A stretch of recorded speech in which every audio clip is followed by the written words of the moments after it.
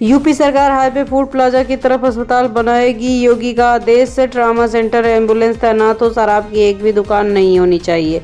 सभी एक्सप्रेसवे और हाईवे के दोनों तरफ फूड प्लाजा की तरह अस्पताल बनाए जाएं। इन अस्पतालों में trauma centre, ambulance, trade staff को तैनात किया जाए। साथ ही एक भी शराब की दुकान न हो। ओवर स्पीडिंग, शराब पीकर गाड़ी चलाना, गलत साइड पर गाड़ी चलाना, रेड लाइट जम करना और गाड़ी चलाते समय मोबाइल फ़ोन का इस्तेमाल करना सड़क हादसे होने के बड़े कारण है। इसके लिए लोगों को जागरूक होना चाहिए। ये बात सीएम योगी आदित्यनाथ ने रविवार को यूपी राज्य सड़क पुलिस परिषद की बैठक में कही है। उन्होंने कहा है कि प्रदेश में NHAI के 93 सड़कें हैं, जिसमें से सिर्फ 4 सड़कों पर कैमरे लगे हैं, बाकी सड़कों पर भी कैमरे लगाए जाएंगे। शादी के दूसरे दिन दुल्हन बनी मां, प्रयागराज में बच्चे को जन्म दिया। पति बोला 4 महीने तय हुई थी शादी। प्रयागराज में 2 दिन की नई नवेली दुल्हन ने बच्चे को जन्म दिया है। अस्पताल में डिलीवरी के बाद जच्चा बच्चा सुरक्षित। वहीं बच्चे के जन्म के बाद ससुराल वालों ने बहू को अपनाने से इनकार कर दिया है।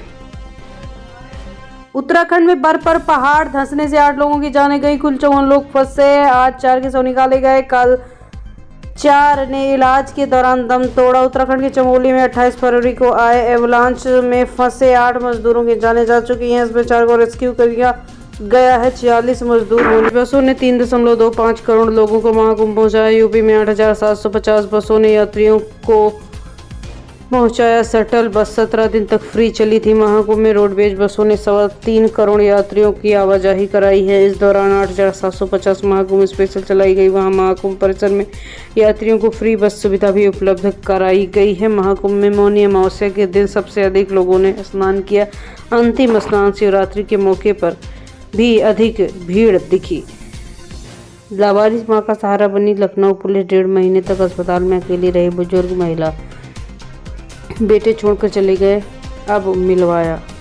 लखनऊ में मां अपने बच्चे को पाल पोस कर बड़ा करती है, वही बुजुर्ग मां होने पर अस्पताल में लावारिस छोड़ दी जाती है। लेकिन लखनऊ पुलिस ने इंसानियत की मिसाल पेश करते हुए उससे उसके बेटे से मिलवा दिया। ब्रज में मुसलमानों की एंट्री बैन हो, योगी को श्री कृष्ण जन्मभूमि न्यास के अध्यक्ष ने खून से लिखा लेटर।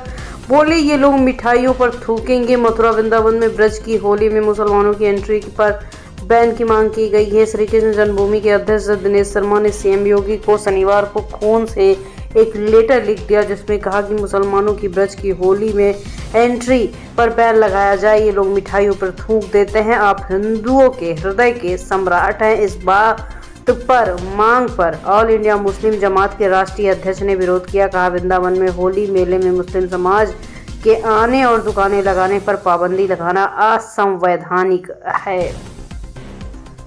जज ने पत्नी को 12 साल नहीं दिया गुजारा भत्ता। इलाहाबाद हाई कोर्ट ने कहा पति रहम का हकदार नहीं, 35 बार सुनवाई टलवाई।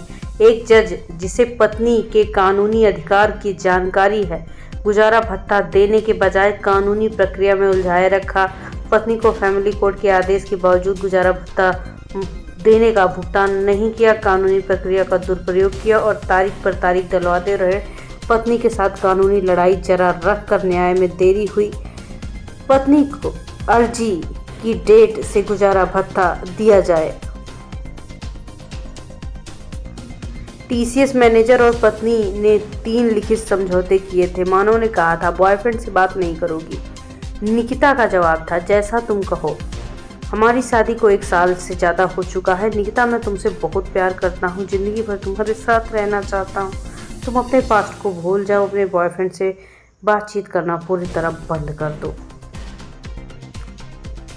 हम जिंदगी नए सिरे से बिताएंगे। अब कोई अपने पास्ट के बारे में नहीं बात करेगा। अगर हमारे बीच कोई विवाद होता भी है तो हम अपने माता पिता के बीच ऐसी बात नहीं करेंगे।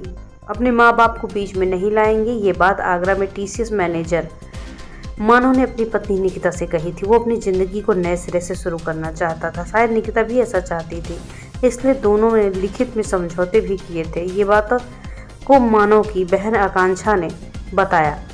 इसके साथ समझौते से जुड़े कागजात मांगे तो उन्होंने बताया कि पुलिस को डॉक्यूमेंट सौंपा गया है।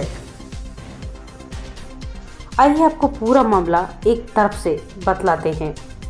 पहले पूरा मामला जानिए, आखिर मानव ने अपनी जान क्यों दी। टीसीएस के रिक्रूटमेंट मैनेजर मानव ने आगरा में 24 फरवरी को अपनी ही जान पर खेल गए। आगरा की डिफेंस कॉलोनी में मानव इस दुनिया को छोड़ चुके थे। इसके बाद उन्होंने वीडियो बनाया, अपनी पत्नी के एक्स्ट्रा मैरिटल अफेयर का खुलासा किया। मानव ने जब ऐसा किया तब निकिता मायके में थी। मानव के पिता नरेंद्र शर्मा वायुसेना में रिटायर्ड थे। उन्होंने निकिता, उसके माता पिता और 2 बहनों के खिलाफ FIR किया है। आरोप है कि 23 फरवरी को जब मानव निकिता को मायके छोड़ने गया था तब निकिता के परिवार वालों ने उसे धमकाया भी था। रामपुर में जिस दुल्हन को दूल्हे ने थप्पड़ मारा उसका दर्द भरे स्टेज पर बेइज्जत किया। अब नाक रगड़ेगा तो भी शादी नहीं करूंगी। 6 महीने पहले हमारी शादी तय हुई थी, तब से हम दोनों फोन पर बात करते थे। उसने बताया था मेरे ट्रक चलते हैं, मैं बड़ा बिजनेसमैन हूँ।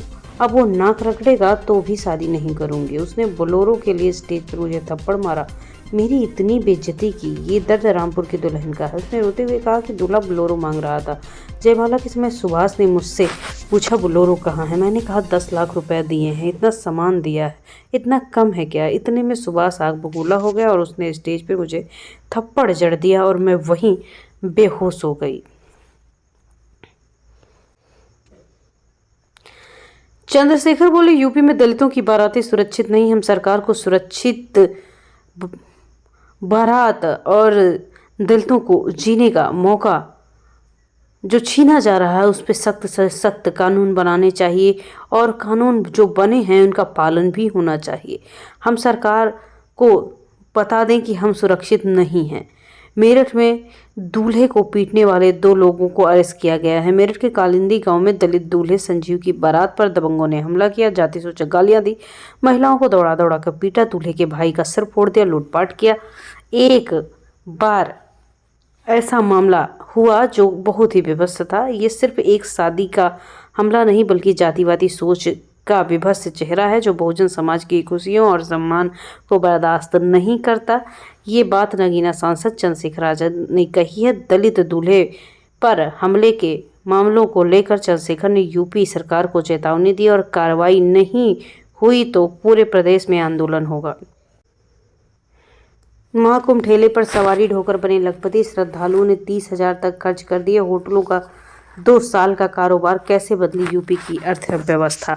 महाकुंभ में दुनिया की आस्था और आर्थिक को बेहतर करने का समन्वय था।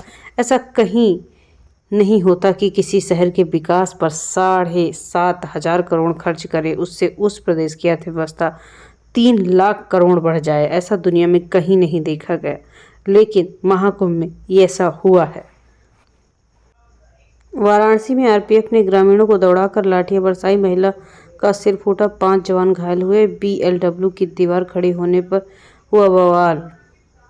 वाराणसी के मड़ुआडोह रेलवे स्टेशन में ग्रामीणों पर जमकर लाठियां बरसाई गई। BLW बनारस रेलवे कारखाना की तरफ खुलने वाले रास्ते को बंद करने का हंगामा हुआ। उसके बाद आरपीएफ के जवानों ने ग्रामीणों को समझाने के लिए काफी प्रयास किया, तभी कुछ महिलाओं ने पथराव जमकर शुरू किया। उदयपुर में कवि कुमार विश्वास की बेटी की शादी, सोनू निगम के गानों पर पत्नी संग नाचे, आग्रता ने मंगेतर के साथ किया डांस।